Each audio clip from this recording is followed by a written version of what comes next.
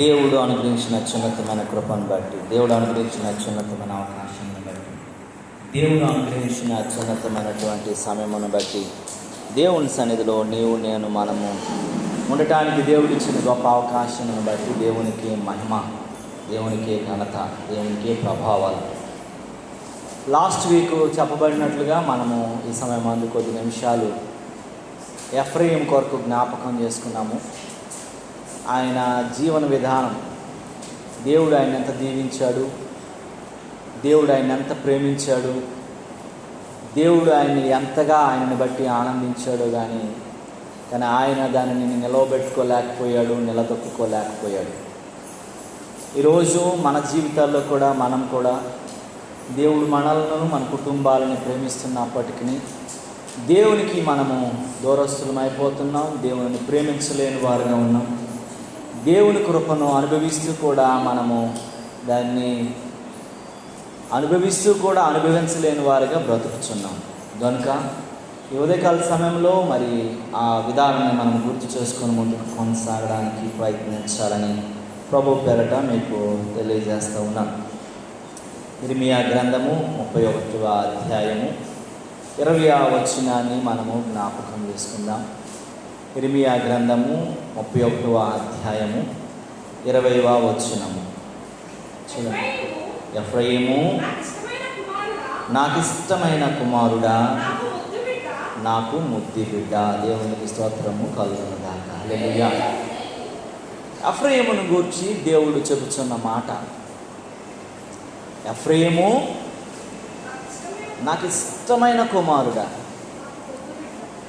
దేవుడు సృష్టించిన ప్రజల్లో మొట్టమొదట సృజించినటువంటి ఆదాముకు చెప్పలేదు, దేవుని మాట వినినటువంటి నోవాహుకు చెప్పలేదు, దేవుని కొరకు బ్రతికినటువంటి మోషేకి చెప్పలేదు, దేవుని మాటను బట్టి సమస్తాన్ని విడిచిపెట్టి బ్రతుకుచున్నటువంటి అబ్రహాముకి చెప్పలేదు, తన జీవితాన్ని మార్చుకొని దేవుని కొరకు నిలవబడి ఒక దేశంగా మారిన యాకోబుకి చెప్పలేదు, తన కుమారుడైనటువంటి యోసేపు కూడా చెప్పని మాట, యోసేపు కుమారులలో ఒకడైనటువంటి ఎఫ్రాయిముతో దేవుడు మాట్లాడుతున్నాడు.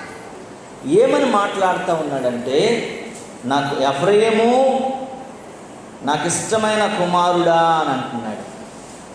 ఎఫ్రాయిము నాకు ఇష్టమైన కుమారుడా.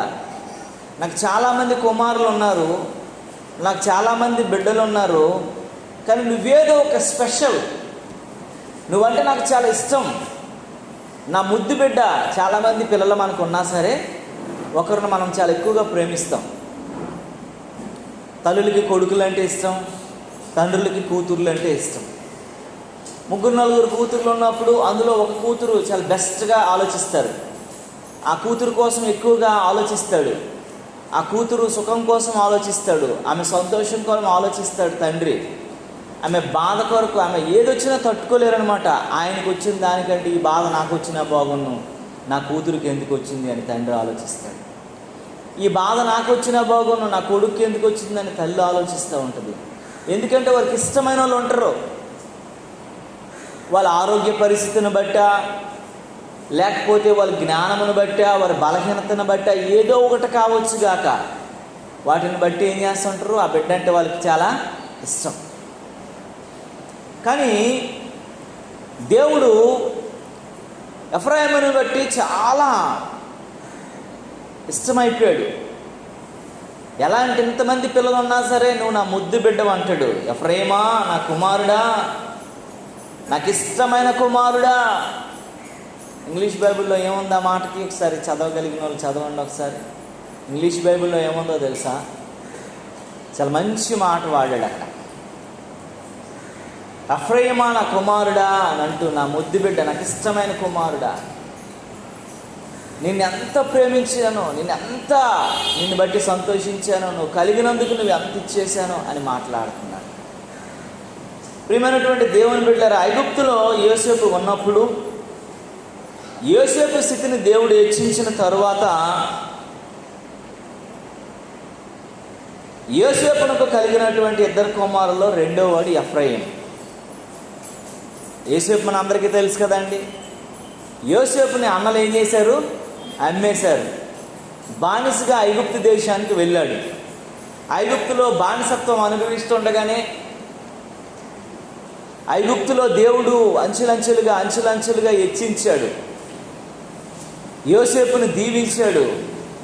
ఐగుప్తు దేశానికే గొప్ప వ్యక్తిగా మలిచేశాడు, రాజుగా చేసేశాడు. ఫరో ఇంటికి దేవుడైపోయాడు, ఆ దేశానికి రాజు అయిపోయాడు. ఆయనను బట్టి ఆ దేశం సంతోషిస్తుంది, అన్ని రకాలుగా ఆనందించబడుతున్న పరిస్థితుల్లో యోసేపుకు పెళ్ళయింది. యోసేపుకు పెళ్ళైన తర్వాత యోసేపుకి తన భార్య ఎవరండి? పోతీఫర్ కూతురు అనబడినటువంటి ఆసెనతతో జరిగింది. ఆసెనతను యోసేపు ఇద్దరు వివాహం ఘనంగా అయిన తరువాత వారికి పుట్టినటువంటి సంతానంలో రెండోవాడే ఎవరు? ఈ ఎఫ్రాయిం. ఈ ఎఫ్రాయిముని దేవుడు ఎంత ఇష్టపడ్డాడంటే పిల్లరా, ఎఫ్రాయిం రెండో కుమారుడు అయినప్పటికీ కూడా యాకోబు యొక్క దీవెన, జ్యేష్ఠత్వపు దీవెన మనష్యేకి రావాలి. ఎఫ్రాయిం అన్నెవరు? మనష్యే కదా. మనష్యేకి రావాల్సింది తండ్రి అయినటువంటి యోసేపు ఇద్దరు కుమారులను తీసుకొచ్చాడు. ఇజ్రాయేల్ దేశంలో చాలా కరువు వచ్చింది, చాలా కష్టం వచ్చేసింది, చాలా బాధ వచ్చేసింది, ఆహారం లేని పరిస్థితి అయిపోయింది. పశువులకు కూడా ఆహారం పెట్టలేని పరిస్థితుల్లో ఆ యొక్క ఐగుప్తు దేశానికి పశువులతో పాటు యాకోబు వెళ్ళాడు. యాకోబు వెళ్ళినప్పుడు యాకోబు దగ్గర ఆ రాజుకి విన్నపించుకోవాలి కదా. ఆ దేశంలో అప్పటికి ఎవరు రాజు అంటే యోసేపే రాజు, యోసేపే అధికారి. యోసేపు చేతిలోనే అన్నీ ఉన్నాయి. యోసేపు గారిని కలవాలన్నటువంటి దాంతో ఒక చిన్న మాట పంపించాడు. ఇజ్రాయేల్ దేశం నుండి యాకోబు అన్నటువంటి ఒక ఆయన వచ్చేటండి, ఆయన పిల్లలు మిమ్మల్ని కలవాలనుకుంటున్నారంటే, అయ్యో ఆయన రావద్దు, ఆయన ఎక్కడ ఉన్నాడు అక్కడే ఉండండి, ఆయన ఎవరో కాదు, నాకు తెలియదు ఆయన తండ్రి అనేసి పరిగెత్తుకుంటూ తన ఇద్దరు కుమారులను తీసుకొని ఆ యొక్క సందుల్లో బడి రాజు అయినటువంటి ఆయన కూడా వచ్చి ఆ సాష్టాంగ నమస్కారం చేసుకుంటూ ఆయన పాదాల దగ్గర పడి, అయ్యా నీకు నేను దూరస్తుడినయ్యాను, నువ్వు ఎంత ప్రేమించావో నాకు తెలుసు, ఇదిగో నాకు పుట్టిన కుమారులని మనష్షే అని ఒక పక్క, ఎడం ప్రక్క ఎవరినండి ఎఫ్రాయిముని పెట్టాడు. కానీ యాకోబు మనష్షే మీద మనస్సు రాలేదు, మనస్సే మీద అంత ఆలోచన కలగలేదు. జ్యేష్ఠత్వపు ఆశీర్వాదం మనష్షేకి ఇవ్వాలనేది యాకోబు ఇష్టపడలేదు. ఎవరి మీద అంటే ఆయన దీవిస్తూ ఉండగా కుడి చేయి ప్రక్కన ఉన్నటువంటి మనష్షే పైన చేయి వేయకుండా, ఎడం చేయి ప్రక్కన ఉన్నటువంటి ఎఫ్రాయిం మీద ఎడం చేయి వేయకుండా ఆయన దీవించటమే ఇలాగ దీవించాడంట. జ్యేష్ఠత్వపు చేతితో ఎఫ్రాయిముని, మరియు దీవెనాకరమైనటువంటి చేతితో మనష్షేని దీవించి జ్యేష్ఠత్వపు హక్కును దేవుడు ఎఫ్రాయిముకి ఇచ్చాడు. దేవునికి స్తోత్రము కలుగునుగా. గుడ్డివాడైనటువంటి కళ్ళు అప్పటికే కనిపించవు, బలహీనుడైపోయాడు, వృద్ధాప్య స్థితిలో ఉన్నాడు, అన్నీ జరుగుతున్నా సరే దేవుడు చెప్పిన ప్రకారముగా దీవెన మాత్రము ఎఫ్రాయిం మీదే వచ్చింది. ఎందుకంటే ఎఫ్రాయిముని దేవుడు ఎంత ప్రేమిస్తున్నాడనంటే, ఎఫ్రాయిమా నా ముద్దు బిడ్డ అని అంటున్నాడు కదా, ఎఫ్రాయిమా నాకు ఇష్టమైన కుమారుడు అంటున్నాడు. కాబట్టి యాకోబు దీవెన కూడా ఎఫ్రాయిం మీదకి వెళ్ళినట్లుగానే చేశాడు. దేవుని నామానికి మహిమ కలుగును గాక. ఈ విషయాలన్నీ ఆదికాండం 41లో మనము 52లో చదివితే మనకు దొరుకుతాయి. కనుక ప్రియమైనటువంటి దేవుని బిడ్డలారా, ఎఫ్రాయిము అనగా ఫలము లేక అభివృద్ధి అని అర్థం. ఎఫ్రాయిం అంటే జ్యేష్ఠ కుమారుడిగా దేవుడు దీవించేశాడు, మార్చేశాడు చిన్నవాడైనప్పటికీ కూడా. ఎఫ్రాయిం మీద దేవునికి ఉన్నటువంటి ఎఫెక్షన్ అలాంటిది, ప్రేమ అలాంటిది.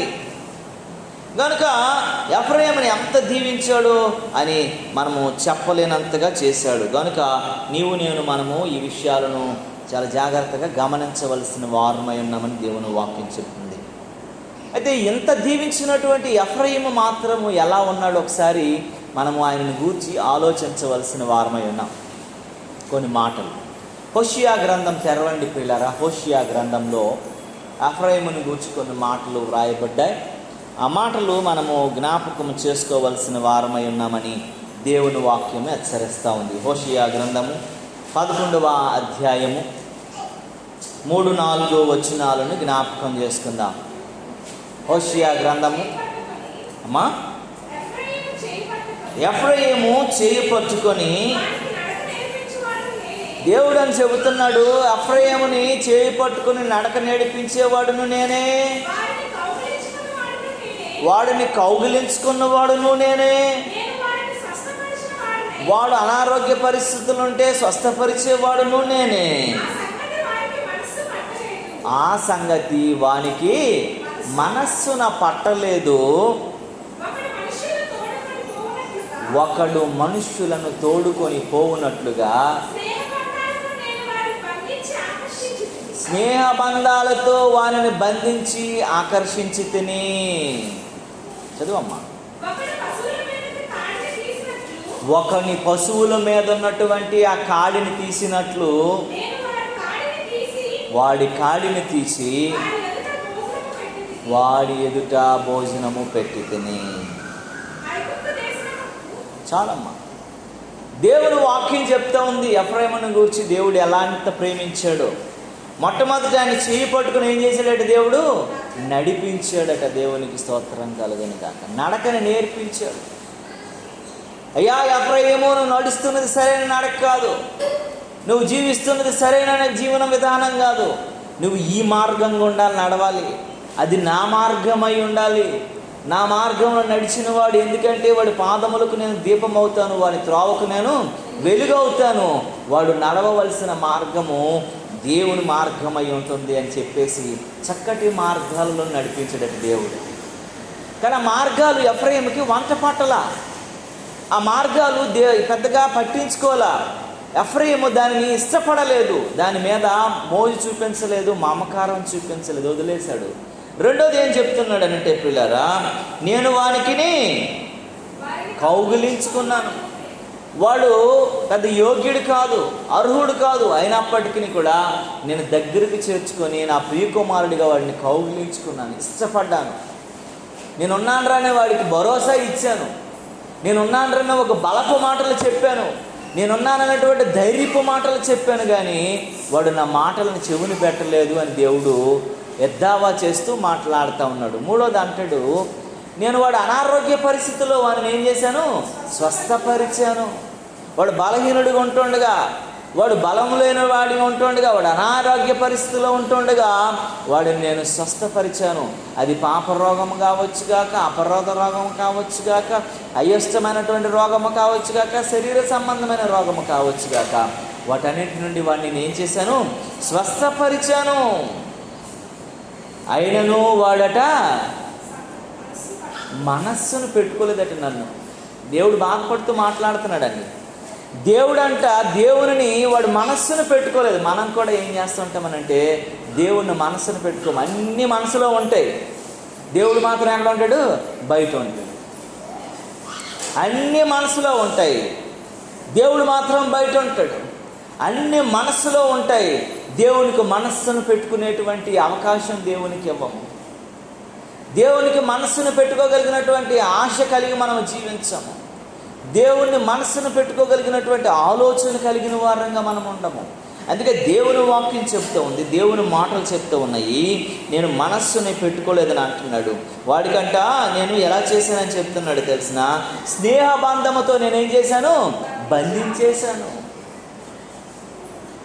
అసలు అయోగ్యుడు, వాడు చిన్నోడు, వాడికి జ్యేష్ఠత్వం రాకూడదు, అన్నీ మనస్సేకి కలగాలి. కానీ వాడంటే నేను ఇష్టం చేత, వాడంటే ప్రీతి చేత, వాడంటే ప్రేమ చేత వాడితో నేను ఫ్రెండ్ అయిపోయాను, స్నేహబంధం చేత వాడిని ఏం చేశాను? బంధించేశాను అని అంటున్నాడు. నా కౌగిల్లో వాడిని దాచేశాను అంటున్నాడు. కానీ ఎఫ్రాయిము జీవితంలో ఎలా ఉన్నాడో ముందు ముందు మనకు అర్థమవుతుంది. ఇంకొక మాట చెప్పాలనుకున్నట్లయితే క్రిందకి అంటాడు, వాడి మీద, పశువుల మీద అయితే, ఎద్దుల మీద అయితే ఎలాగైతే కాడి ఉంటుందో, కాడి అంటే తెలుసు కదండి, నాగలి. నాగలి యొక్క దున్నినప్పుడు ఏం చేస్తారు? పూజ చేస్తారు, పూజ అంటారు కదా దాన్ని. ఆ పూజ ఇటోటి అటోటి పెడతారు కదా, ఆ పూజ వేసి ఆ పలుపుతో ఏం చేస్తారు? బంధిస్తారు, కడతారు. ఆ కట్టినప్పుడు ఏం చేస్తుంటుందంటే ఆ పీకతో లాగుతూ ఉంటుంది. ఇది చాలా కష్టం అనిపిస్తుంది. చేతితో లాగడం ఎంత కష్టం, కానీ ఈ పీకతో మనకి చిన్న తాడు చున్నీ గట్టిగా లాగితేనే మనం ఏమైపోతాము, మెడబెట్టుకున్నట్టు అయిపోతాం, ఊపిరాడతాం. అలాంటిది ఒక ఆవుకు ఎద్దుకి ఏం చేస్తూ ఉంటారంటే పలుపు కట్టి ఆ పలుపుతో పైన ఉన్నటువంటి ఆ బరువు నాగలు పెట్టి దున్నుతున్నప్పుడు, బండికి కడుతున్నప్పుడు, ఏది చేస్తున్నా ఆ యొక్క పీకతో లాగుతున్నప్పుడు దీనికి ఎంత కష్టం అనిపిస్తుంది కదండి. అలాంటి భారం నీ మీద ఉంది, అలాంటి బరువు నీ మీద ఉంది, దానిని తీసేసి నిన్ను ప్రీతికరమైనటువంటి భోజనం కట్టాను నేను అంటాడు అక్కడ. ఆ మాట ఒకసారి చదివినట్లయితే అంటాడు చూడండి, నేను వానికి బంధించితిని అని అంటాడు కదమ్మా. చదువా సార్ ఆ మాట. నేను పశువుల మీద కాడి తీసివేసినట్లు వాని మీద ఉన్నటువంటి కాడిని, ఆ బరువును తీసి వాడి ఎదుట భోజనము పెట్టి తిని. వాడు ఆకలితో మోస్తున్నప్పుడు, పశువు లాగుతున్నప్పుడు ఏం చేస్తారు, ఎవరైనా ఆహారం పెడతారండి, ఏం చేస్తూ ఉంటారు, కొడతా ఉంటారు. అది వెళ్ళాలని ఏం చేస్తుంటారండి, ముందుకి కొడుతూనే ఉంటారు. ఇప్పుడు అంతా ట్రాక్టర్లు అంతా అయిపోయింది, కానీ చిన్నప్పుడు మేము నూరుస్తే గొడ్డని ఉంటుంది అనమాట, రాయితో ఇంత పెద్దది ఉంటుంది. దానికి ఇటు అటు ఐరన్ తోటి ఒక రాడ్స్ ఉంటాయి, దానికి ఒక ఫ్రేమ్లా సెట్ చేసేసి ఆయనకి పెట్టి ఆ గొడ్డ కట్టేసి ఆ రెండు పశువులు ఏం చేస్తుంటారండి, చుట్టూ తిప్పుతూ ఉంటారు, ఆ గొడ్డను లాగుతూ ఉంటుంది. ఆ సేనంతా మా సేనంతా ఏమయ్యేదంటే నలిగి ఆ ధాన్యం కిందకి వెళ్ళిపోయి ఆ గడ్డి బయటకు వచ్చేది. ఇలా కొంటుకారలతో మధ్యలో ఏం చేస్తూ ఉంటారంటే ఇలా దులుపుతుంటే ఆ ధాన్యం అన్నీ కిందకి వెళ్ళిపోతాయి, ఆ గడ్డి అంతా పైకి వస్తుంది. పశువులు ఆ గొడ్డని, ఆ బరువుని, ఆ గొడ్డంటే పెద్ద రాయి, బండరాయి లాంటిది, రోలర్ కొన్నట్లాంటి ఎంత పెద్దగా ఉంటుంది, దాన్ని లాగుతూ చుట్టూ తిరుగుతాయి. కానీ ఆ ఆవు ఇంత పండిస్తే అంటే ఫస్ట్ దున్ని ఆపు వేసి నుంచి పంట పండిన నుంచి అన్నీ చేసినంత వరకు అది పని చేస్తుంది. కానీ ఆ పంట పండిన రోజు దాని మూతికి ఏం చేస్తారో మనం చెక్కం వేసేస్తాం, ఆ గడ్డి తినేయకూడదని, ఆ ధాన్యం తినేయకూడదని, ఆ పొలం తినేయకూడదని మూతికి చెక్కలేసి ఏం చేస్తూ ఉంటుంది, దాన్ని వెళ్ళడానికి కొరడతో కొడుతూ ఉంటాం. అలాంటి భారంలో ఉన్న దీనిని కూడా ఉందంట తీసివేసేసి ఆయనకి ఆకలితో ఉన్నోడికి భోజనం పెట్టినంత ప్రేమ చూపించుకొచ్చాడు. ఎవరు? దేవుడు ఎఫ్రాయిము. కానీ ఎఫ్రాయిము జీవితంలో పెద్ద సంతోషం లేదు, పెద్ద సమాధానం లేదు, దేవునికి అనిత్యమైనటువంటి పరిస్థితి కలిగిన వాడుగా లేకపోయినట్లుగా చూడగలుగుతూ ఉన్నాము. దేవునికి స్తోత్రము కలుగును గాక. ఎఫ్రాయిము అంటే ఎంత ప్రేమించిన దేవుణ్ణి మరిచిపోయి, ఎంత ప్రేమించిన దేవుని విడిచిపెట్టి, ఎంత ప్రేమించిన దేవుని కొరకు జీవించటం మానేసి ఎలా అయిపోయాడు అన్న విషయాలు మనము జ్ఞాపకం చేసుకోవాలి. యోషియా గ్రంథంలో 7వ అధ్యాయంలో చూసినట్లయితే 8వ వచనంలో ఒక మాట చదవండి ప్రియులారా, ఏమని రాసిందో. యోషియా గ్రంథము 7వ అధ్యాయం 8వ వచనం.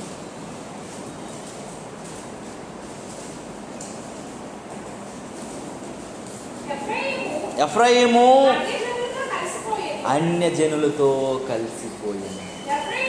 చాలు. ఎఫ్రాయిము ఏమైపోయాడంటే దేవుడు వాడిని ఎన్ని రకాలుగా ప్రేమించుకొచ్చాడనంటే వాడికి నడక నేర్పించాడు, వానికి కౌగిలించుకున్నాడు, వానికి స్వస్థపరిచాడు, వానికి స్నేహబంధంతో బంధించేశాడు, వానికి బరువైబడినటువంటి భారమైన కాడిని తీసేసి భోజనం పెట్టాడు. ఇన్ని అనుభవించినటువంటి ఎఫ్రాయిము ఎవరితో కలిసిపోయాడండి? ఆ అన్యజనులతో కలిసిపోయాడు. దేవుడు నా ముద్దు బిడ్డగాను, నాకు ఇష్టమైన కుమారుడుగాను ప్రేమించేశాడు, తన ప్రేమను వలకపోసేశాడు, తన ప్రేమను విస్తారంగా పైన కొమ్మరించేశాడు, తనకు నడక నేర్పించాడు, తనకి మరి భోజనం పెట్టేశాడు, తనకు కావలసిన అన్ని రకాలు చేయవలసిన కార్యాలు చేసినా సరే ఆయన మాత్రం ఏమైపోయాడండి? దేవునిని మర్చిపోయాడు. దేవునికి విరోధంగాను ఎవరితో కలిసిపోయాడండి? అన్యులతో కలిసిపోయాడు. దేవుని నామానికి మహిమ కలుగును గాక. దేవుడు మనల్ని లోకము నుండి వేరు చేసి తనకు సాక్షులుగా జీవించాలని దేవుడు ఆశిస్తుంటే మనం అవిశ్వాసముతోనూ విజ్జోడుగా ఉండకూడదని దేవుడు మనల్ని కోరుకుంటుంటే, కానీ ఎఫ్రాయిము అంట ఏం చేస్తున్నాడంటే అన్యులతో కలిసిపోయాడు. కొరింథీయులకు రాసిన పత్రికలు అదే మాట అంటాడు. 2వ అధ్యాయం తెరవనవసరం లేదు, 4:14 అంటాడు కదా, మీరు అన్ని జనులతో విజ్జోడుగా ఉండకూడదు, వాళ్ళతో కలిసిపోకూడదు. వారు దేవుని ఎరుగున ప్రజలతో నువ్వు కలిసిపోతే నీకు వాళ్ళకి పెద్ద తేడా ఉండదు. వాళ్ళు నడిచేది వేరే మార్గము, వారు నడిచేది పాప మార్గము, వారు నడిచేది లోక సంబంధమైన మార్గము, వారు నడిచేది నరకత్రయానికి చేరుకోగలిగిన మార్గము. నీవు నడవవలసిన మార్గాలన్నీ దేవుడు నేర్పిస్తున్నప్పటికీ కూడా, నీ పాదము తొట్టిల్లకుండా నిన్ను కాపాడుతున్నప్పటికీ కూడా, నీ పాదముకు దెబ్బ తగలకుండా దాన్ని దేవుని దూతలతో ఎత్తుపట్టుకుంటున్నప్పటికీ కూడా, నీ పాదము తొట్టిల్లిపోకుండా పగలు ఎండ దెబ్బ రాత్రి వెన్నెల దెబ్బ తగులకుండా ఆయన పగల మేఘస్తంభముగాను రాత్రి అగ్నిస్తంభముగా నిన్ను ఆదరిస్తున్నప్పటికీ కూడా, నీ ఆత్మీయ యాత్రలో నీ పాదములకు దీపముగాను నువ్వు త్రోవకు ఆయన వెలుగై ఉంటున్నప్పటికీ కూడా, నీవు నడుస్తున్న మార్గము ఏ మార్గం అంటండి? అది అన్నిటితో కలిసిపోయిన మార్గం. వారితో ఇజ్జోడుగా ఉండకూడదని దేవుని వాక్యం చెప్తా ఉంది. ఏమని అంటుందండి? వారితో ఇజ్జోడుగా ఉండకూడదు. దేవుని మనలను లోకము నుండి వేరుపరిచాడు కాబట్టి మనం దేవునికి సాక్షులుగా ఉండాలి. మళ్ళీ ఆ లోకంతో కలిసిపోకూడదు. మనం ప్రత్యేకింపబడిన వారు, ఆయన రక్తంలో కడగబడిన వారు, ఆయన బిడ్డలమై ఉన్నాము, ఆయన ప్రియమైనటువంటి వారమై ఉన్నాము. 14 ఒకసారి చదవగలిగితే మాట, కొరింథీయులకు 2 రాసిన పత్రిక 14 చూస్తే అని అంటాడు, 6:14 ఈ మాటలు చెప్పబడ్డాయి. ఏమని రాసింది అక్కడ? దేవుడు మనలను లోకము నుండి వేరు చేసేసాడంట. కానీ మనము ఎందుకంటే లోకమైనను లోకంలో ఉన్నదైనను ఎవరి వల్ల కలిగినవి కాదు, దేవుని వలన కలిగినవి కాదు. దేవుని వలన కలగలేదు కాబట్టి ఈ లోక సంబంధమైనటువంటి వాటిలో మనం కలిసిపోకూడదు. మనము ప్రత్యేకింపబడిన వారంగా ఉండాలా అని ఇన్ని ఆయన ప్రేమ, ఆయన ఆప్యాయత, ఆయన స్వస్థత, ఆయన ఆశీర్వాదము, ఆయన దీవెనలు మన మీద కురిపిస్తున్నప్పటికీ కూడా మన సహవాసం ఎప్పుడు కూడాను లోకులతోనే లోకస్తులతోనే అయిపోతాము. దేవుడు ఈ ఉదయకాల సమయంలో నిన్ను నన్ను పిలుస్తున్నాడు.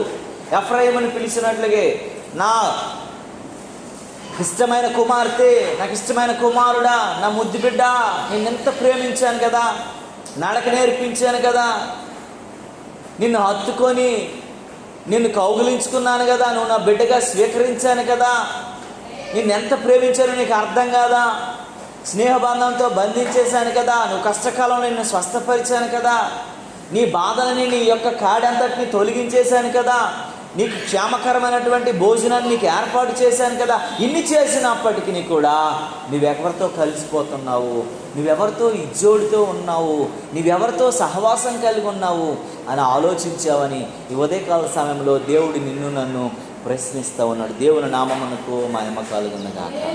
ఆ మాట ఒకసారి చదువమ్మా. 2 కొరింథీయులకు రాసిన పత్రిక 6:14 ఏమనుంది? మీరు అవిశ్వాసులతో జోడుగా ఉండకండి, నీతికిని దుర్నీతితో ఏమి సాంగత్యము, వెలుగునకు చీకటికిని ఏమి పొత్తు. మనం వెలుగు సంబంధంలో, లోకం చీకటి సంబంధి. నీతి, దేవుని నీతిలో ఉన్నవారని, దేవుని నీతి పరులుగా దేవుడు ఆయన రక్తంలో కడిగేశాడు మనల్ని. ఇంకా అవినీతితో నీకు ఏమి పొత్తు, ఏంటి నీ స్నేహబంధం, నువ్వు ఎవరితో కలిగి ఉన్నావు అనేది కొరింథీ సంఘానికి అపోస్తుడైన పౌలు భక్తుడు తెలియజేస్తూ ఉన్నాడు. అందుకే యాకోబు కూడా అంటాడు కదా, 4వ అధ్యాయం 4వ వచనంలో కూడా చెబుతాడు. ఏమని చెప్తాడో తెలుసండి? ప్రభువు చెప్పుచున్నాడు. ఏమని చెప్తున్నాడు అని అంటే, ప్రియమైనటువంటి వారలారా, దేవుడు అంటాడు కదా, లోకము స్నేహము దేవునితో వైరమని మీరు ఎరుగరా అని అంటాడు. మీరు లోకాన్ని స్నేహిస్తే, లోక సంబంధమైన స్నేహం కలిగితే అది దేవునికి ఇష్టం ఉండదు. ఎందుకంటే లోకంలో ఏముందట? నేత్రాశ, శరీరాశ, జీవప్రడంబము. ఇవి దేవుని తండ్రి వలన కలిగినవి కాదు. లోకస్తులు ఏం చూస్తారండి? మనల్ని చూడగానే నువ్వెంత బంగారం వేసుకొని వచ్చావమ్మా, మనల్ని చూడగానే అమ్మా నీ ఆరోగ్యం ఎలా ఉందమ్మా, నీ భర్త ఆరోగ్యం ఎలా ఉందమ్మా, నీ కుటుంబ సమస్యలు ఎలాగ ఉన్నాయి తల్లి, నీ బిడ్డల పరిస్థితులు ఎలాగ ఉన్నవారు ఆయన అడగరు. ఈ చీర ఎంత అయింది, ఈ నక్లీస్ ఎంత అయింది, మీరు కారు కొనుక్కోలేదా, బండి మీద ఎందుకు వస్తున్నారు, ఇవే కదా మనల్ని అడిగేవి, ప్రశ్నించేవి. చాలాసారి మన అందరికీ క్వశ్చన్స్ వస్తాయి. కృష్ణారావు గారు ఇంత సంపాదిస్తున్నావు, ఒక ఉంగరం పెట్టుకున్నావు, సైన్ వేసుకోలేకపోయినా అయిన వాళ్ళు చందమంది ఉండరండి. ఎంతమంది అని ఉంటారు. ఏమయ్యా ఒక వాచ్ కట్టుకోవచ్చు కదా, నీకు ఏం తక్కువ, దేవుడు అన్ని ఇచ్చాడు కదా అని అనేవాళ్ళు చాలామంది మనకు ఉంటారు. మనకి ఎందుకంటే మనుషులు చూసేది ఏంటి, పై రూపాన్ని చూస్తాడు, దేవుడు అంతరంగాన్ని వస్తాడు. మనుషులకి బయటే కావాలా. నయమోన్ జీవితం ఎలాంటిదండి, బయటికి మాత్రం సైన్యాధిపతి వస్త్రాలు వేసుకొని తిరుగుతున్నాడు, లోపలంతా ఏముంది, కుష్టి వ్యాధి. బయటికి మంచి వస్త్రాలు, ఆయన సైన్యాధిపతి, ఆయన గౌరవించాలనుకుంటున్నారు. ఆయనకున్నది చిన్న పిల్లకి తెలిసింది, నువ్వు బయటికి మంచి బట్టలు వేసుకుని ఉన్నావు కానీ లోపలంతా బాబు భయంకరమైనటువంటి జబ్బుతున్నావు. నీ స్థితి భయంకరంగా ఉంది, నీ పరిస్థితి భయంకరంగా ఉంది, నీ జీవితం భయంకరంగా ఉందయ్యా, లోపల బాగులేవు, అంతరంగంగా బాగులేవని చెప్తూ ఉంది. ఎఫ్రాయిము పరిస్థితి కూడా అంతే. బయటకు దేవుడు ఎంత ప్రేమిస్తున్నప్పటికీ, ఎంత ఆదరిస్తున్నప్పటికీ, ఎంత దీవెనకరంగా ఉంచినప్పటికీ కూడాను ఎఫ్రాయిము బతుకు మాత్రము అన్యులతో కలుసుకున్నటువంటి జీవనం. దేవుడు వద్దు అనుకున్నవి, దేవుడు కాదు అనుకున్నవి, దేవుడు సృజించనివి, దేవుడికి ఇష్టం లేని పనులే చేస్తూ ఉన్నాడు ఆయన. దేవుని నామానికి మహిమ కలుగును గాక. ఈ ఉదయకాల సమయంలో నీవు నేను కూడా ఎలా ఉన్నామో జ్ఞాపకం చేసుకోగలగాలి.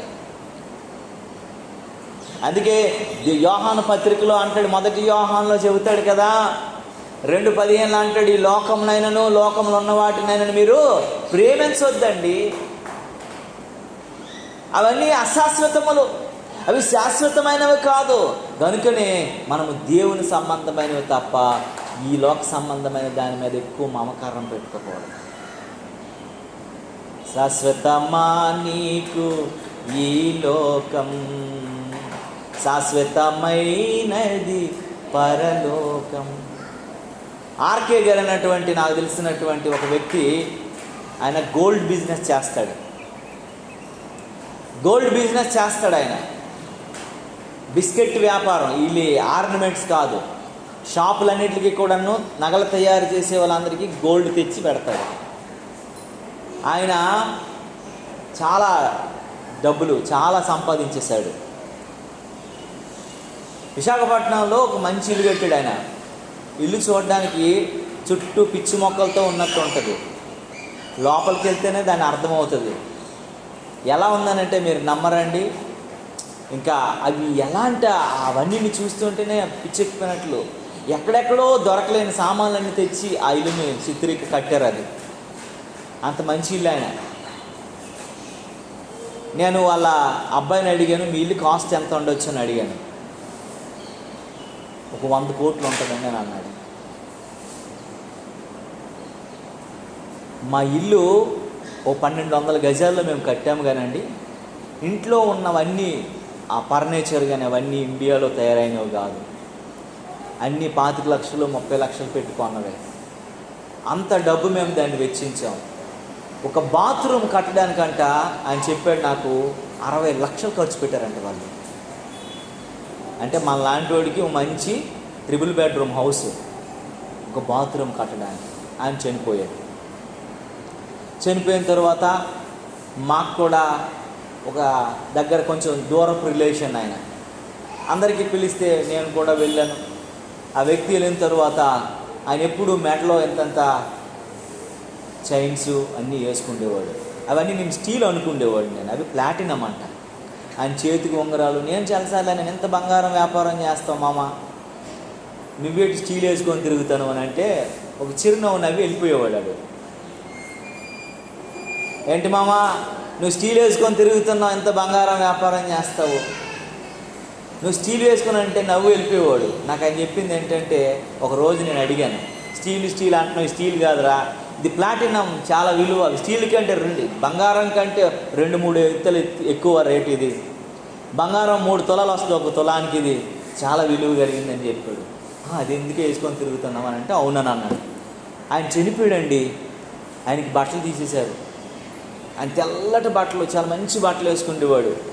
పాట్నూలు అనేటువంటి పొందూరు వెళ్ళి ఆ కద్దరు తెచ్చుకొని, అది 1 మీటరు ఎంత 15,000 14,000 ఉంటుందంట.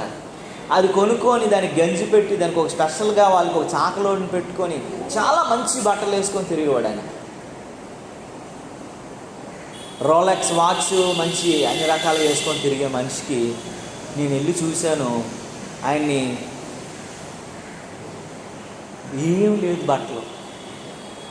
ఒక గోరంచు పంచి లాంటిది ఒంటి నిండా చుట్టేశారు, బంగారం తీసేశారు, ఆయన ప్లాటినం తీసేశారు, ఆయన వాచ్లు తీసేశారు, అన్నీ తీసి పడేశారండి. మీరు నమ్మరు. ఆయన చూడగానే నాకు రోడ్డు పక్కన చచ్చిపోయినోడికి ఆయనకి తేడా లేదు అనిపించింది నాకు. ఆయన గూర్చి కొన్ని మాటలు చెప్పమన్నారు నాకు. అన్యులైనా కొన్ని మాటలు చెప్పు బాబు, చచ్చిపోయాడు కదా అని అంటే చెప్పాను నేను. మామగారిని చూసినప్పుడు చాలా బాగుండేవారు, కానీ ఇప్పుడు చూసినప్పుడు చాలా బాధాకరంగా ఉన్నారన్నా నేను. అలా ఆవిడ వచ్చినప్పుడు నిజమేనయ్యా నా భర్తను ఏడుస్తుంది, కానీ నేను చెప్పింది ఆ ఉద్దేశం కాదు. ఇంత సంపాదించినటువంటి ఆయనకి ఇంత ఇలాంటి బట్టలు వేసారంటే నాకు చాలా బాధ అనిపించింది అని చెప్పేసాను ఓపెన్గా. మీరందరూ ఆయన సంపాదించిన సంపాదనతో ఈరోజు కార్లు బంగ్లాలు అన్నీ పట్టుకొని తిరుగుతున్నారు, కానీ ఆయన చచ్చిపోయినప్పుడు కనీసం ఆయనకు ఒక మంచి బట్టలు వేయలేకపోయారు. అందరిలాగే 500-600 రూపాయల బట్టే కప్పారు ఆయన మీద. అందరిలాగే ఆయన కూర్చుని పెట్టి విశ్వ బ్రాహ్మణులాలు ఇలా కూర్చుని పెట్టి తీసుకుని వెళ్తారు అన్నాడు. అనంతసాల అనేటువంటిది ఒకటి కట్టేసి అందులోనే ఆయన తీసుకుని వెళ్ళిపోయారు. ఆయనకి పెట్టింది ఎంత బంగారం సంపాదించినా ఆయనకి రాగి చెంపే పైన పెట్టారు, అది తేడా లేదు. నాకు అనిపించింది ఆ రోజు, ఎంత సంపాదించినా సరే దేవుడు లేకపోతే ఎవడైనా సరే ఇలాగైపోవలసింది. ఒక క్రైస్తవురాలు అంటే ఒక అభాగ్యురాలు చచ్చిపోతే ఇంచుమించు 30,000 ఖర్చు పెట్టేస్తాం మనం. పెట్టని, బట్టలని, చెంట్లని, ఆ పెట్టికి లోపల వైట్ క్లాత్ అని, బయట బ్లాక్ క్లాత్ అని ఓ 30,000-40,000 ఖర్చు పెట్టేస్తాం కదా. ఇంత ధనవంతుడు చచ్చిపోతే ఆయనకి ఎంత బాధాకరంగా తీసుకెళ్ళాలి. నీవు నేను మనం ఆలోచించాలి. లోకంలో ఉన్నదంతా కూడాను కనిపించడానికి మాత్రమే తప్ప నేను స్వర్గానికి తీసుకెళ్ళడానికి కాదు. దీనిని బట్టి నువ్వు నాకు ఉంది అని చెప్పుకోవడానికి తప్ప నువ్వు ఆనందించడానికి కాదు. ఇంత సంపాదించి కూడా నువ్వు ఏదో నువ్వు చనిపోయిన తర్వాత నువ్వు కళ్ళు మూసిన తర్వాత నీది కాదు అది. ఎఫ్రాయిము గుర్తెరగల, దేవుని ప్రేమను గుర్తెరగలేదు, దేవుని స్థితిని గుర్తెరగలేదు, దేవుడు చూపించిన ఔన్నత్యాన్ని గుర్తెరగలేదు, దేవునితో ఉన్న స్నేహబంధాన్ని గుర్తెరగలేదు. దేన్ని గుర్తెరిగాడో తెలుసా? లోకంలో ఉన్న సంతోషాన్ని బట్టి లోకులతో కలిసిపోయాడు. రోజు నీవు నేను మన సహవాసం ఎవరితో? దేవుడు ఏం కోరుకుంటున్నాడు? ఎంత నిన్ను ప్రేమిస్తున్నాడు? నడక నేర్పిన నుంచి, స్వస్థపరిచిన నుంచి, నీ బాధల్లో ఆయన బాధనందుల నుంచి, నీ కష్టాల్లో కష్టమునందుల నుంచి, ప్రతి విషయంలో ఆయన నీతో ఉన్నాడు. కానీ నీవు మాత్రం ఆయనను వెడలి ఎవరు వెళ్ళిపోతున్నామండి? లోకం వెళ్ళిపోతున్నాం. లోకంతో వెళ్ళేవాడి పరిస్థితి ఎలా ఉందో చూసినట్లయితే మనం చాలా జాగ్రత్తగా ఆలోచిస్తే ప్రియులారా, దేవుడు అంటున్నాడు మనం ఎలా ఉండాలండి. అందుకే యవ్వనేచ్ఛల నుండి మీరు దూరంగా పారిపోండి అని అంటాడు తిమోథీయులకు రాసిన పత్రిక. యవ్వనపు ఆలోచనలు, చెడు ఆలోచనలు యవ్వనస్తులకు వస్తాయి, వాటి నుండి మీరు దూరంగా పారిపోండి. మంచి వరకు మీరు వెళ్ళండి, మంచి వైపు మీరు వెళ్ళండి, మంచిని మీరు వేటాడండి తప్ప యవ్వనేచ్ఛల నుండి పారిపోండి. ప్రతి యవ్వనస్తుడు మనుషుల్ని చెడిపియాలని రేపబడతారు. వారు పదే అనేక రకాలుగా వారి యవ్వనం గుర్తు చేస్తూ ఉంటుంది. కానీ అదే చెడిపోయే కాలం అని మనం ఆలోచించగలగాలి. యవ్వనుడా, నీ యవ్వన కాలం మందు తిని త్రాగు సుఖించు, కానీ నీ యవ్వన మందు నువ్వు దేవుణ్ణి గుర్తు చేసుకొని దేవుని వాక్కు చెప్పు. వాటి నుండి దూరంగా పారిపోని యవ్వనేచ్ఛలను. యవ్వన కాలంలో ఒకసారి చెడిపోయాడంటే వాడిని బాగు చేయడం చాలా కష్టం. వాడి మైండ్ ఒకసారి డైవర్ట్ అయిందంటే వాడు చదువులో ఉండటం కష్టం. వాడు మైండ్ ఒకసారి లోకం వైపు వెళ్ళిపోయిందంటే వారు సైడ్గా బతకటం కష్టం, వారు బాగుపడడం, టార్గెట్ రీచ్ అవ్వడం కష్టం. నేను ఈ మధ్య ఒక ఆయన చెప్తున్నటువంటి మాటలు నేను విన్నాను. ఒక తండ్రి అంట మెరైన్ ఇంజనీర్గా పనిచేస్తున్నాడంట. ఆ మెరైన్ ఇంజనీర్గా పనిచేసినప్పుడు ఆ తండ్రి అంట ఒక మాట చెప్పాడంట. ఏమని చెప్పాడంటే, నానా నువ్వు చక్కగా చదువుకోరా, నేను 8 నెలలకు ఒక్కమారే ఇంటికి వస్తున్నాను మిమ్మల్ని చూడడానికి. 8 నెలల పాటు నేను సముద్రంలోనే పనిచేస్తున్నాను కదా, షిప్లో ఉంటున్నాను. నాలాంటి ఉద్యోగం నువ్వు చేయకూడదు, నువ్వెప్పుడు మంచి ఉద్యోగం చేయాలి, ఐఐటీలో నువ్వు ఉండాలిరా బాబు అని చెప్పి ఆ కుమారుడికి ఆ తండ్రి చెప్పాడంట. చెబుతూ ఆ తండ్రి ఎలాగ షిప్లో బ్రతుకుతాడో కూడా చెప్పాడంట. ఏమని చెప్పాడంటే తెలుసా? నాన్న నేను వెళ్ళిన తర్వాత మా కూరగాయలు అన్నీ కూడా 8 నెలలకు సరిపోయిన కూరగాయలు పట్టుకెళ్ళిపోతాం. ఫస్ట్ మనం 5 రోజులు ఫ్రిడ్జ్లో పెడితేనే కూరగాయలు రకరకాలుగా అయిపోతాయి, అవి ఆకారాలు మారిపోతాయి. 8 నెలల పాటు పెడతారట. ఒకవేళ ఎవడో అనారోగ్యం వచ్చి అక్కడ చచ్చిపోయాడు అనుకో, వీళ్ళు కూరగాయలు ఎందులో దాచుకుంటారో ఆ పెట్టిలో అని పెడతారట, మళ్ళీ ఒడ్డుకు తెచ్చేంత వరకు. అలాంటి పెట్టిలో వీళ్ళు కూరగాయలు దాచుకుంటారు. అలాంటి పెట్టిలో ఉన్నటువంటి కూరగాయలు నేను తింటానురా బాబు, నువ్వు ఇలాగ అవ్వద్దని చెబితే ఆ కుమారుడు ఏం చేసిండు తెలుసండి? ఆ రోజు నుంచి అట తండ్రి కష్టాన్ని అర్థం చేసుకొని ఈ యొక్క ఆయన పాండిత్యుడు, ఈ పండితుడిన వీళ్ళు వెళ్ళి ఆ పాండిత్యం చెప్పడానికి వెళ్తూ వాళ్ళ ఇంట్లో ఆ రోజు బస్ చేశాడంట. బస్ చేస్తూ అయ్యా ఈరోజు మరి ఊర్లో విశాఖపట్నం స్టేడియంలో క్రికెట్ జరుగుతుంది కదా, ఎవరెవరు ఆడుతున్నారు అని చెప్పేసి ఈ పిల్లోడిని అడిగితే, అయ్యా గురువుగారు నేను క్రికెట్ చూడనండి, ఎందుకనంటే నేను క్రికెట్ ఎప్పుడో చూడడం మానేశాను, ఫోన్ ఎప్పుడో చూడడం మానేశాను, టీవీ ఎప్పుడో చూడడం మానేశాను. నా తండ్రి నన్ను పెంచడం కోసం, నన్ను చదివించడం కోసం షిప్లో 8 నెలలు కష్టపడుతున్నాడండి. శవాల పెట్టిలో దాచబడినటువంటి కూరగాయలు తింటాడట. ఆ ఉప్పు నీరు కొన్నిసార్లు వామిటింగ్కి వచ్చి జబ్బు పడితే ఎన్నో రకాలైనటువంటి ఇబ్బందులకు గురైపోయి నన్ను చదివించడం కొరకు డబ్బు ఖర్చు పడతాడు. అలాంటి తండ్రికి నేను మాట ఇచ్చాను, నేను ఐఐటి కొడతానని. నేను టీవీ చూడను, క్రికెట్ చూడను, బయటికి వెళ్ళి ఆడుకోనండి. నాకు బయట ప్రపంచం తెలియదు, నా ఇల్లే నా స్వర్గసీమ, నా పుస్తకాలే నా యొక్క ఫ్యూచర్ అన్నట్లు నా తండ్రి మాటకి నేను జవదాటనని చెప్పాడంట. ఆ పండితుడు దెబ్బతో హట్ అయిపోయాడట. ఇలాంటి రోజుల్లో కూడా నువ్వు విలువన్నవాడురా బాబా, నీ భక్తి ఏంటి, నీ తండ్రి మాటకు విధేయత కలిగి జీవించడం ఏంటి, నువ్వు ఆ రోజు ఎవరెవరో తండ్రి మాటకు జమదాటనని నేను చెప్పాను, కానీ ఈరోజు కళ్ళ ముందు నువ్వు కనబడుతున్నావు అని చెప్పేసి ఆ తండ్రి మాటకు లోబడినటువంటి ఆ వ్యక్తిని చూసాడంట.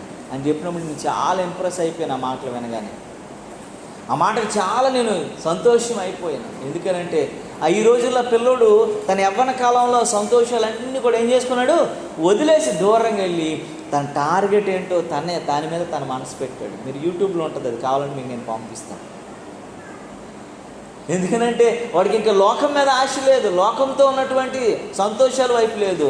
తన తండ్రి కష్టాన్ని గుర్తు చేసుకొని తన టార్గెట్ అంతా కూడా తను రీచ్ అవ్వటం కోసమే. ఎఫ్రాయిముకి అవన్నీ లేవండి. తన తండ్రి పడిన కష్టాలన్నీ కూడాను అర్థం కాలే. నా తండ్రి బానిసగా వచ్చాడు కదా, నా తండ్రి జైల్లో ఉన్నాడు కదా, నా తండ్రిని కష్టాలు అనుభవించి ఈ దేశానికి రాజు అయ్యాడు కదా, నేను సుఖ సంపదలు కలిగి ఉన్నాను, కానీ నా తండ్రి పడిన కష్టాలు ఇన్నన్నీ కాదని ఎప్పుడు కూడా ఎఫ్రాయిం గుర్తు చేసుకోవాలా. ఆ సుఖాలని అనుభవించి దేవునికి వ్యతిరేకమైపోయి ఎవరితో కలిసిపోయాడండి? అన్యులతో కలిసిపోయాడు. ఐగుప్తులో ఉన్న అన్యులందరూ దేవుని వెంబడిస్తే ఇజ్రాయేల్ నుంచి వెళ్ళినటువంటి దేవుని బిడ్డ ఎవరితో కలిసిపోయాడు? అన్యులతో కలిసిపోయాడు. మనము జ్ఞాపకం చేసుకోవాలి. చూడండి, ఆ 8వ వచనంలోనే మరొకసారి మనం చదువుకుంటే ఈ మాట, 7వ అధ్యాయం 8వ వచనంలోనే, అలసిపోయిను దేవునికి స్తోత్రము కలుగునుగాక. ఎఫ్రాయిం అంట ఎవరు తిప్పివేయని అప్పము వంటి వాడాయను. అప్పం అంటే ఏంటి? చపాతి. చపాతీ కంటే ఇంకొక మాటలో చెప్పాలంటే, మనందరం పల్లెటూరు నుంచి వచ్చిన వాళ్ళమే కదా, మనం ఏమైనా ఎక్కడో ఢిల్లీలోనో బొంబాయిలో పుట్టిన వాళ్ళం కాదు కదా. సోడిపిండి సక్కు వేరు, సోడిపిండి అట్టు వేరు. సక్కు అంటే ఏంటంటే దెబ్బగా మొద్దగా కలిపేసి దాన్ని ఇలాగ సరిచి దాన్ని ఏం చేస్తారు? కాలుస్తారు. అది ఇంత లావుగా ఉంటుంది కదా, అప్పుడు అదే తినేవారు కదా. అట్లంటే స్టైల్ అనమాట, నూనె వేసి కాల్చి అన్నీ. అప్పుడు సక్కు అంటే అలా కాదు, ఆ కొండలో కాల్ చేసి లేదా పెనం మీద కాల్ చేసి ఇచ్చేవారు. ఎంత దెబ్బగా లావుగా ఉండేది. అది ఒక హాఫ్ తింటే కడుపు నిండిపోతుంది. ఇన్ని అట్లు తిన్నా కడుపు నిండదు, కానీ ఒక సక్కు, అది అప్పం అంటే అలాంటిది. అది ఉడకడానికి కొంచెం టైం పడుతుంది, ఎందుకంటే ఎంత లావుగా ఉంటుంది కాబట్టి. ఇది ఎలాగైపోయాడు తెలుసండి, ఈ అప్పము లాంటిది అలాంటిది వేస్తే తిప్పలేడుగా అది అవ్వదనమాట. తిప్పడానికి ఇంకా 2 పక్కలు కాల్చాలంటే 2 పక్కలు తిప్పాలి కదా. కానీ ఎఫ్రాయిం పరిస్థితి ఎలాగైతే తిప్పని అప్పము వంటి వాడు ఆయన. అంటే ఒక పక్క ఉంచాడు కాబట్టి ఒక పక్క బాగా మాడిపోయిందట, ఒక పక్క ఏముంది తిప్పనందున పచ్చిగా కాలనట్టుగా ఉంది. ఓ పక్క చూస్తే తినడానికి యోగ్యం లేదు, ఎందుకంటే బాగా మాడిపోయింది. ఇంకో పక్క ఏముందండి, పచ్చిగా కాలకుండా ఉన్నాడు. వీడి జీవితము ఎలాగైపోయిందనంటే, ఇడి చూస్తే బాగా మాడిపోయిన పరిస్థితి, ఇడి చూస్తే పచ్చిగా ఉన్నటువంటి పనికిరాని పరిస్థితి అయిపోయింది.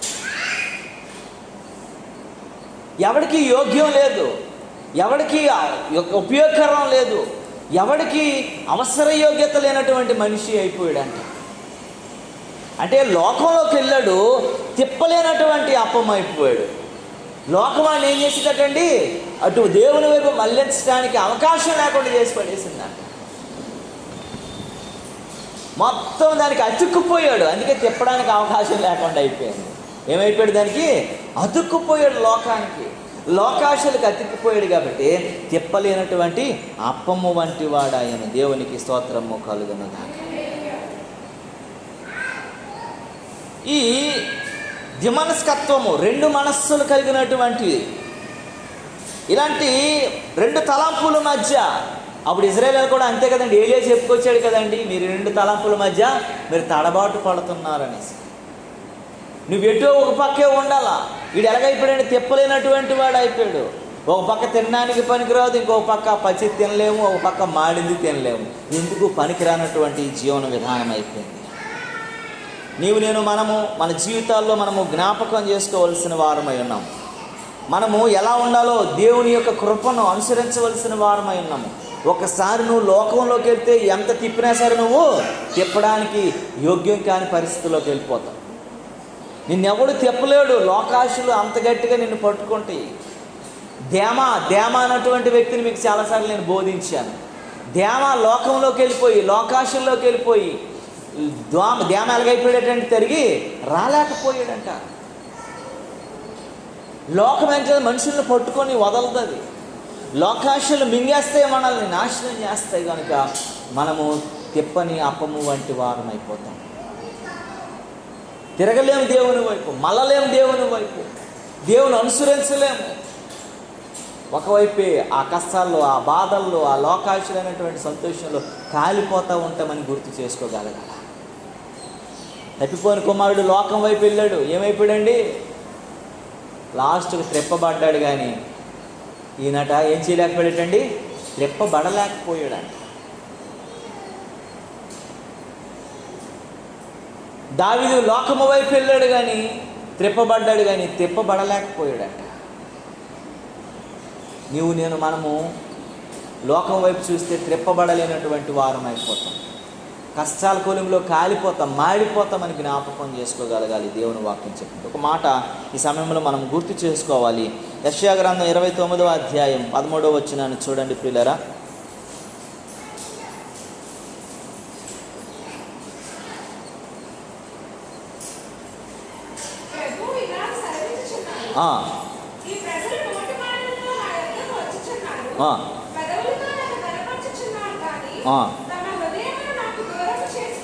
చూడండి దేవుడు ఎలా చెప్తున్నాడంటే, ప్రజలు దేవుని దగ్గరికి వస్తున్నారు కానీ నోటు మాటలతోనే అంటుందంట, ప్రభువానికి వందనాలు స్తోత్రాలు, హృదయమానికి ఆయనకి దూరంగా చేసేసారు.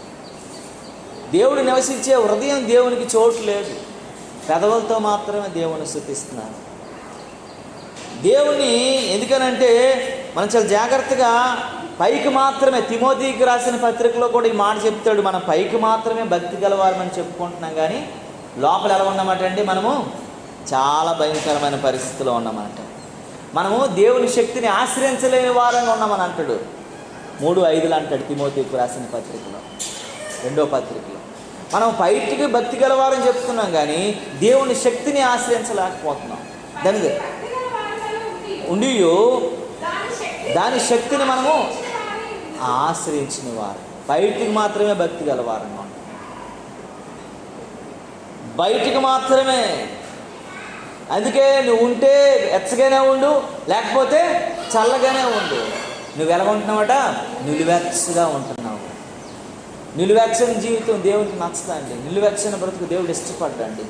దానికి నచ్చడం దేవుని వాక్యం. ప్రకటన గ్రంథంలో మనం ఈ మాటలు చూడగలుగుతాం. మనం ఎలా ఉన్నాం, మన స్థితి ఏంటి, మన పరిస్థితి ఏంటి. ఎఫ్రాయిం ఎలాగైపోయాడో చూసినట్లయితే 11వ అధ్యాయంలో చూస్తే అంటాడు, 2వ వచనంలో అంటాడు, ఎఫ్రాయిము అబద్ధములతోనూ మోసముతోనూ నిండి ఉన్నాడంట.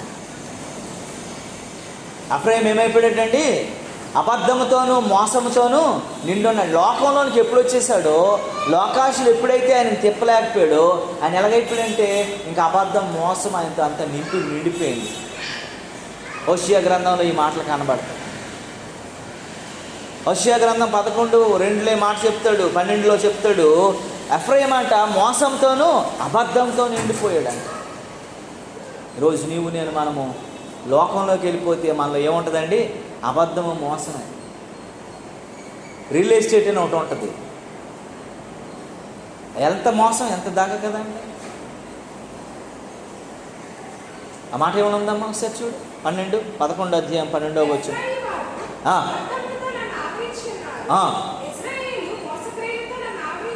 చూడండి, దేవుడు చెప్తున్నాడు, ఎఫ్రాయిము వారట అబద్ధంతో నిండిపోయారట, ఇజ్రాయేలు వారు అందరూ ఏమైపోయారటండి? మోసక్రియలతో నిండిపోయారు. యోధావారు అందరూ కూడా ఏం చేశారంటే దేవుని మీద తిరుగుబాటు చేశారట. అందరూ కూడా ఎలాగైపోయారంటే దేవుని మీద తిరుగుబాటు చేశారు. నీవు నేను మనము జ్ఞాపకం చేసుకోగలగాలి. అందుకే దేవుడు ఆకాశం ఆలకించు, భూమి చెవియొగ్గినట్టు, నేను పెద్ద పిల్లల్ని పెంచాను, వారు నా మీద ఏం చేస్తున్నారు? తిరుగుబాటు చేస్తున్నారు అంటాడు యెషయా గ్రంథం 1వ అధ్యాయం. నీవు నేను మనము అలాంటి స్వభావం కలిగి ఉన్నామేమో జ్ఞాపకం చేసుకోగలిగిన వారంగా ఉండాలంట. ఎఫ్రాయిము తిరుగుబాటు స్వభావం కలిగినటువంటి వాడు. ఎఫ్రాయిము అబద్ధములు, మోసాలు చేసేటువంటి పరిస్థితి దిగజారిపోయాడు. లోకంలో నువ్వు ఒక్కసారి ఉన్నప్పుడు, అది త్రిప్పవేయబడలేనప్పుడు నేను ఇవన్నీ కూడా ఏం చేస్తూ ఉంటుందట? నిన్ను నడిపిస్తుందని దేవుని వాక్యం చెప్తూ ఉంటుంది. అదే 12లో 1వ వచనంలో ఏమని మాట్లాడతాడనంటే, ప్రియులారా, ఎఫ్రాయిము గాలిని మేయుచున్నాడు. దేవునికి స్తోత్రం కలుగునుగా. ఏం మేస్తున్నాడటండి? గాలిని మేస్తున్నాడట. గాలికి ఎంత ప్రయాసపడినా వేస్ట్ కదండి. గాలి తినేద్దామంటే ఆకలి తీరుతుందా? గాలి తింటే నీకేమైనా దాహం తీరుతుందా? తూర్పు గాలిని పట్టుకోవాలని అంటాడుతున్నాడు. గాలిని ఎవడైనా పట్టుకోగలడా? లోకంలో కలిసిపోయినప్పుడు, నీలో మోసం, అబద్ధం నిండిపోయినప్పుడు, నీలో తిరుగుబాటు స్వభావం వచ్చినప్పుడు నీ దగ్గర ఇంకేమీ ఉండదు. అప్పుడేమి చివరికి మిగిలేది గాలే. ఎఫ్రాయిం ఏం చేస్తున్నట్టమ్మా? గాలిని నిండించున్నాడు. తూర్పు గాలితో మనం అది పట్టుకోవాలని పోరాడుతున్నాడు. అది ఎవడ కోసమైనా అవుతుందా? మన భక్తి కూడా అంతే. నువ్వు దేవునితో సహవాసం లేనప్పుడు, దేవుని వైపు నువ్వు మలనప్పుడు, నువ్వు ఎన్ని చేసినా సరే అది గాలికి ప్రయాసపడినట్టే ఉంటుంది. నువ్వెంత చేసినా వేస్ట్ అయిపోతుంది. అది నువ్వెంత చేసినా మరి ఏమీ ప్రయోజనం ఉండదు. నువ్వేమీ లేని దాని కొరకు ప్రయాసపడుతున్నావు, తృప్తిపరచని దాని కొరకు కష్టపడుతున్నావు, వ్యర్థమైన దాని కొరకు సమయాన్ని వెచ్చిస్తూ ఉన్నావు. గాలి ఎటు వెళ్తే నువ్వు అటే వెళ్ళిపోతూ ఉన్నావు. లోకమంతా ఎటో వెళ్తుంటే అటే మనం వెళ్ళిపోతూ ఉన్నాము. లోకాశులన్నీ ఏం చూపిస్తే దాని వైపే మనం మళ్ళీపోతున్నాము. లోక సంబంధులు ఎలా జీవిస్తే మనం అలాగే జీవిస్తున్నాము. లోకాచారాలు ఎలాగుంటే అవే మనము ఒక మాన్యువల్లా తీసుకుంటూ ఉన్నాము. కానీ దేవుని వాక్యం ఏం చెప్తుందో తెలుసా? ఇన్ని లోక సంబంధంగా బ్రతికినటువంటి ఎఫ్రాయిం అంట ఎలా ఉన్నాడటమ్మా? గాలిని మేస్తున్నాడట. గాలిని పట్టుకోవాలని ప్రయాసపడుతున్నాడట. ఎంత ప్రయాసపడినా వ్యర్థము సమస్తము వ్యర్థమైపోయింది. ఈరోజు నీవు నేను మనము గుర్తు చేసుకోగలగాలి. నీవు నేను మనం ఆలోచించగలగాల. నీవు నేను మనము మరి ఆయన ఎలా ఉన్నామనేది గుర్తు చేసుకునే వారంగా ఉండాలని దేవుని వాక్యం హెచ్చరిస్తాం. 7:11లో చెప్తాడు, అందులోని యెషయా గ్రంథంలో, ఎఫ్రాయిము బుద్ధి లేని పిరికి గుండె గువ్వవలే అయిపోయాడు. బుద్ధి లేని పిరికి గుండెడు అయిపోయాడు. దేవుడు మీకు ఇంద్రియ నిగ్రహము కలిగినటువంటి శక్తి కలిగిన ఆత్మనిచ్చాడు. మీకు పిరికితనం నేను ఇవ్వలేదని అంటాడు కదండి. పిరికితనం కలిగిన ఆత్మ మీకు ఇవ్వలేదని అంటాడు కదా. కానట ఎప్పుడైతే దేవుని కోల్పోయి లోకంలోకి వెళ్ళిపోయాడో ఎఫ్రాయిం ఏమైపోయాడటమ్మా? బుద్ధి లేని పిరికి గుండె కలిగిన గువ్వ అయిపోయాడట. గువ్వలు అప్పుడప్పుడు చిన్న చప్పుడు వస్తే చాలు తుప్పల్లోకి వెళ్ళిపోతూ ఉంటాయి. పిరికి గుండె కలిగింది అది బుద్ధి లేనటువంటి వ్యక్తి. ఎఫ్రాయిము జీవితం అంతా కూడా పాడైపోయింది, నాశనం అయిపోయింది.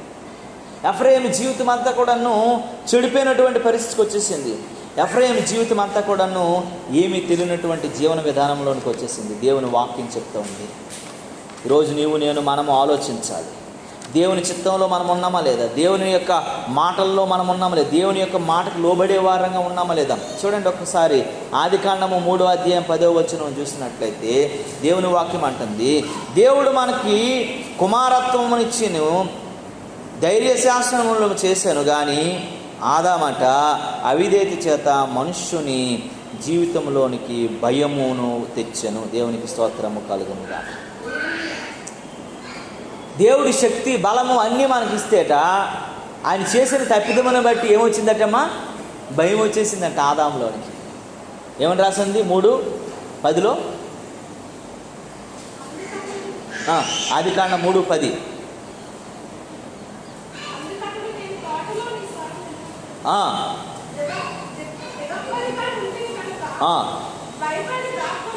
అది భయపడి ఏమైపోయాడండి?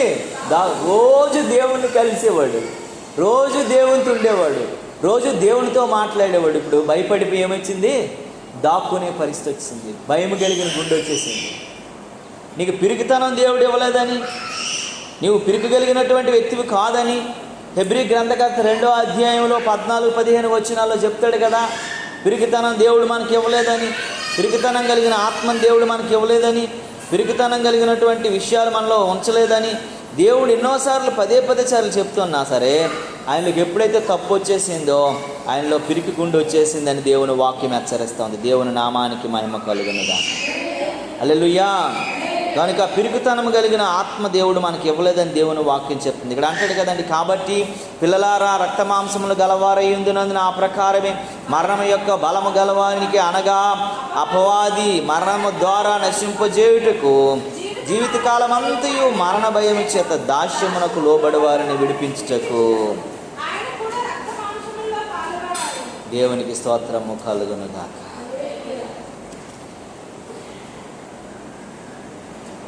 నీవు నేను మనం అందుకే ఆ కిందకంటాడు 16వ వచనంలో ఏమంటాడో తెలుసా అండి? యాలయనగా ఆయన ఎంత మాత్రము దేవదూతల స్వభావమును ధరించుకొనక అబ్రహాము సంతాన స్వభావమును ధరించుకొని ఉన్నాడు. అబ్రహాం ఎక్కడ పాపం చేశాడు? ఆయన చేసిన ఆజ్ఞ అతిక్రమమును బట్టి ఎక్కడికి వెళ్ళిపోయాడండి? చెట్టు చాటుకి వెళ్ళిపోయాడు. పిరికి గుండె అయిపోయింది, దేవుని కలుసుకోలేకపోయాడు. ఎఫ్రాయిము కూడా ఏమైపోయాడటండి? పిరికి గుండె కలిగిన గువ్వలాగా మారిపోయాడంట. నీవు నేను మనం కూడా ఎప్పుడైతే దేవుని మాట, దేవుడు మనల్ని దీవిస్తాడు, హెచ్చిస్తాడు, స్వస్థపరుస్తాడు, తాను కొర్పిస్తాడు. కానీ ఎప్పుడైతే దేవునికి లోబడవో, దేవునికి విధేయత కలిగి జీవించవో, ఎప్పుడైతే దేవుని ఆత్మకు లోబడలేని వాడు నీలో ఇంకా పిరికితనం వచ్చేస్తుంది, భయం వచ్చేస్తుంది. నా పరిస్థితి ఏంటో, నా స్థితి ఏంటో, ఇంతవరకు దేవుడు ఉన్నాడనే ధైర్యం నీలోంచి ఏమైపోతుంది? పోతుంది బయటికి. ఎఫ్రాయిములో ఎప్పుడైతే పోయిందో పిరికి గుండె వచ్చేసింది ఆయనలోనికి. పిరికి గుండె కలిగిన ఆత్మ సంబంధుడైపోయాడు, పిరికి గుండె కలిగినటువంటి మనిషిగా మారిపోయాడు. కనుక నీవు నేను మనము చాలా జాగ్రత్తగా ఆలోచించాలి దేవుని వాక్యాన్ని. దేవుని బిడ్డ, నీవు నేనేమనుకుంటున్నా, మన పరిస్థితి ఏంటి? ఇంకా మనం అలాగే ఉన్నామేమో, ఎఫ్రాయిములా ఉన్నామేమో గుర్తు చేసుకోగలిగే వారంగా ఉండాలి. ఎఫ్రాయిము లాంటి జీవితం ఉన్నట్లయితే దేవుని వైపు మళ్ళీ వారంగా ఉండాలా. అందుకే దేవుని వాక్యం చెప్తోంది. హోషేయ గ్రంథం 13లో ఒక మాట అంటాడు. చివరికి ఒక మాట చెప్పి ముగిస్తాను. 13లో అంటాడు కదా, 3వ వచనంలో ఈ మాట చెప్తాడు. చూడండి పిల్లరా, ఏమని అంటున్నాడు? కాబట్టి వారు ఉదయమున కనబడిన మేఘము వలె పెందల కడ గతించు ప్రాతకాలపు మంచు వలె నుందురు. కళ్ళల్లో నుండి గాలి ఎదురుగొట్టు పొట్టు వలనే కిటికీలో గుండు పోవు పొగవలేని ఉంటారని దేవుని వాక్యం చెప్తారు. ఇది ఎలాంటి వాళ్ళు ఉంటారని తెలుసా అండి? ఎప్పుడు బయటికి వెళ్ళిపోయినట్లే. వంట చేసామనుకోండి, కిటికీ నుంచి వెళ్ళిపోయిన పొగలాగా ఉంటారంట, మంచులాగా వెళ్ళిపోతారంట.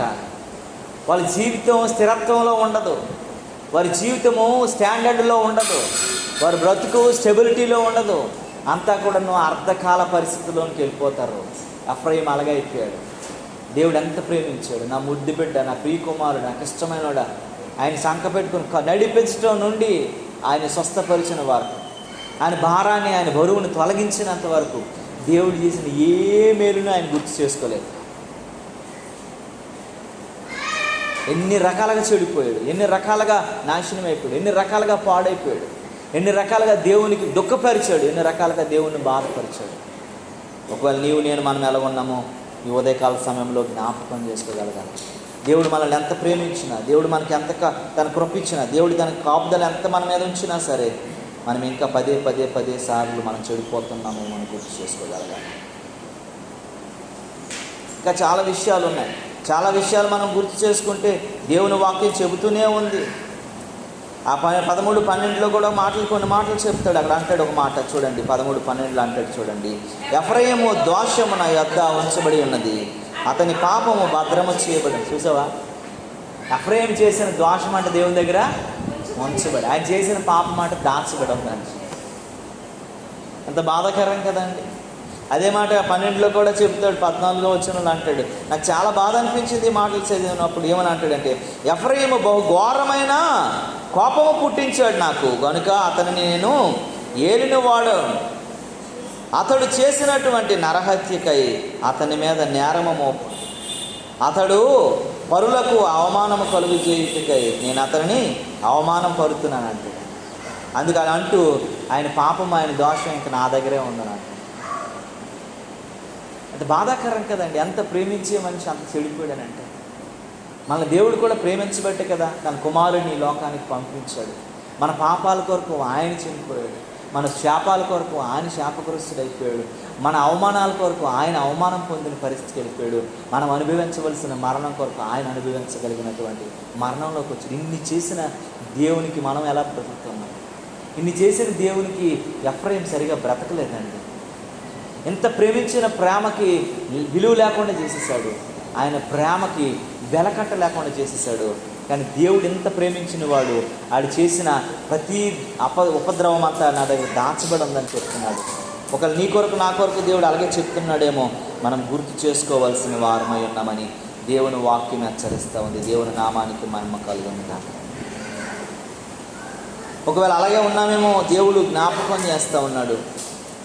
దేవుడు ఒకవేళ నువ్వు కూడా అలాగే ఉన్నావేమో దేవుని సముఖంలో ఒకసారి మరొక మారు మనల్ని హెచ్చరిస్తూ ఉన్నాడు. దేవుడు చెబుతూనే ఉన్నాడు 10 సార్లు. నేను అంటాడు చూడండి ఎంత, ఒకవేళ చూడండి అంటాడు 8వ వచనంలో 11 అంటాడు, చూసావా, ఎఫ్రాయిమా నేను ఎట్లు నిన్ను విడిచిపెట్టేదను. చూసారా అంటాడు, ఎఫ్రాయిమా నేను విడిచిపెట్టగలనయ్యా, నువ్వెంత చెడిపోయినా నా మనసు ఒప్పుకోవట్లేదు, నిన్నే ప్రేమిస్తున్నాను నేను, నువ్వంటే నాకు ఇష్టం అని అంటాడు. ఇజ్రాయేలు నేను నిన్నెట్లు విసర్జింతును, ఆత్మవలే నేను ఎట్లు చేతును, షెబో ఈమునువకు చేసినట్లు నీకు నేను ఎట్లు చేయగలనయ్యా, నా మనస్సు మారినది, సహింపు లేకుండా నా అంతరంగము మండుచున్నది. నువ్వు చేసిన దాన్ని బట్టి నా మనసు ఏమైపోయింది, బాధ.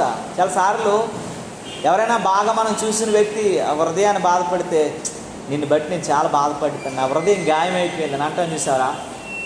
చిచి నిన్ను చాలా అసహించుకుంటా చూసారా. దేవుడు అలా చెప్తున్నాడు ఎఫ్రాయిమును గురించి, నా మనసు మారిపోయింది అయ్యా, నిన్ను ఎంత ప్రేమించాను, ఎంత నిన్ను, నీ దోషాలు, నీ పాపాలు, నీ అపరాధాలు చూస్తుంటే భయం వేస్తుంది నాకు, అసహ్యం వేస్తుంది నాకు, నేను ఎంత ప్రేమించాను అయ్యా, నా మనసు మారిపోయింది, నా అంతరంగం మండుతుంది, నా గుండె మండుతుంది రారా నేను చూస్తాను అంటాను చూసారా. నా అంతరంగం మండుతుందని అంటాడు అక్కడ. అంతే ఉందా, ఏమనుందమ్మా, నా అంతరంగము, నా మనస్సు మారినది, సహింపు లేకుండా నా అంతరంగము మండుచున్నది అని అంటాడు. ఇది దేవుని బిడ్డ, ఒక దేవుణ్ణి బాధపరిచినట్లు ఉన్నట్లయితే, ఆయన అంతరంగాన్ని మండించినట్లు ఉన్నట్లయితే, ఆయన సహించలేనట్లుగా నువ్వు చేస్తున్నట్లయితే, ఇది ఒకసారి జ్ఞాపకం చేసుకో. ఆయన బలలో చేతులు పెట్టిన మనము ఒకసారి ఆలోచించాలి, ఒకసారి జ్ఞాపకం చేసుకోగలగాలి. నేను ఎంత ప్రేమించిన దేవుని కొరకు ఒకసారి మారవా, మనసు మార్చుకోవా అని అంటున్నాడు. 31లో 8వ వచనంలో 18వ వచనంలో ఏం చెప్తున్నాడో తెలుసా, ఇర్మియా గ్రంథంలో అంటాడు కదా, ఓ ఎఫ్రాయిమా నిన్నెంత ప్రేమించి, నాకు ఇష్టమైనటువంటి నా కుమారుడా నువ్వెందుకు ఇలాగ అయిపోయావు, నిన్ను కరుణింతును అంటాడు, నిన్ను మరలా నా వైపు తిరుగు అని చెప్తూ ఉన్నాడు. కానీ ఎఫ్రాయిము మనసులో మాత్రం ఏమాత్రం మార్పు లేనటువంటి వాడిగా ఉన్నాడండి, మార్పు లేని వాడిగా ఉన్నాడు. దేవుని వాక్యం చెప్తున్నా దేవుని మాటకి విధేయత కలిగి లేని వాడిగా ఉన్నాడు. దేవుని చిత్తాన్ని అర్థం చేసుకోలేని వాడుగా ఉన్నాడు. దేవుని కొరకు ఆలోచించలేని వాడుగా ఉన్నాడు. దేవుని వాక్యం అంటది, నీవు నన్ను శిక్షించితివి, కాడికి అలవాటు కానీ కోడి దెబ్బలు లోబడినట్లు నేను లోబడిచున్నాను.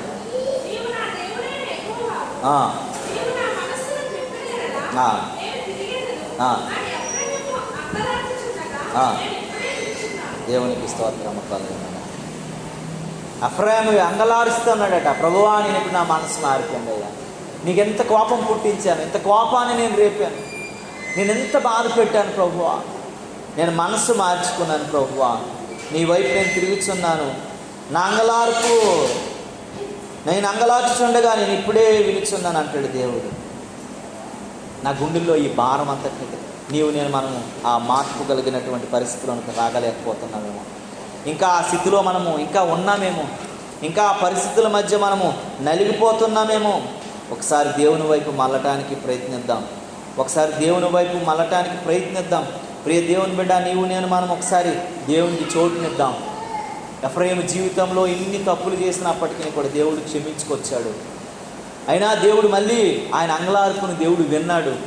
ఆయన అంగలార్పు మీద దేవుని మనస్సు కలిగింది. ఈరోజు నీవు నేను మనం ఎలా ఉన్నామో ఒకసారి ఆలోచించుకుందామా? దేవుని చిత్తానికి అప్పగించుకుందామా? దేవుని కృపకు మనల్ని మనం అప్పగించుకుందామా? ప్రభువా నన్ను జ్ఞాపకం చేసుకో అయ్యా, జ్ఞాపకం చేసుకొని ప్రభు సన్నిధిలో మనము మోకాళ్ళ మీద పద్దాం.